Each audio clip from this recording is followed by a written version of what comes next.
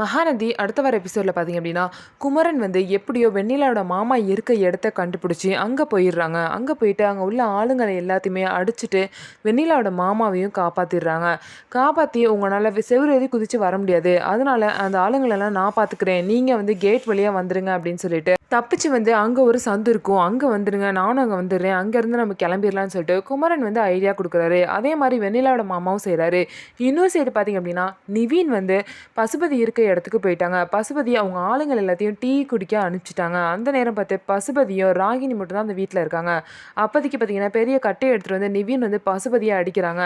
அந்த நேரம் பார்த்து பார்த்தீங்கன்னா பசுபதியோட ஆளுங்களாம் வந்து நிவீனை பிடிச்சி சேரில் வந்து கயிறு வச்சு கட்டி போட்டுடுறாங்க.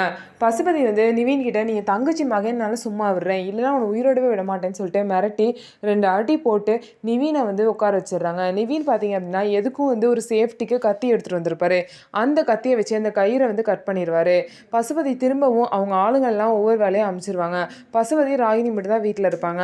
அப்போ நிவீன் பார்த்தீங்கன்னா கயிறை வந்து கட் பண்ணிவிட்டு கத்தியை வந்து ராகினி கழுத்து மேலே வச்சு பசுபதியை மிரட்டுவாங்க. ஒழுங்காக போய் காரில் ஏறி என் கூட வரலனா உன் பொண்ணு கழுத்தை வந்து நெரிச்சிருவேன் அப்படின்னு சொல்லிட்டு மிரட்டி பசுபதியை காரில் ஏற்றி நிவீன் வந்து அவரோட கேமை சூப்பராக ப்ளே பண்ணிட்டு இருப்பாரு. இன்னொரு சைடு காவேரி பார்த்தீங்க அப்படின்னா வெண்ணிலா பார்க்கறதுக்காக ஹாஸ்பிட்டல்லே இருப்பாங்க. போலீஸ் வந்து இந்த மாதிரி ஒரு இன்சிடென்ட் நடந்தனால வெண்ணிலாவை வேறு ஹாஸ்பிட்டல் மாற்ற போகிறோன்னு சொல்லியிருப்பாங்க. வெண்ணிலா வந்து கோர்ட்டுக்கு தான் கூட்டிகிட்டு போகணும், ஆனால் கோர்ட்டுக்கு கூட்டிகிட்டு போகாமல் போலீஸ் வந்து வேணும்னு இந்த மாதிரி பண்ணுறாங்கன்னு சொல்லிட்டு காவேரிக்கு தெரிய வருது.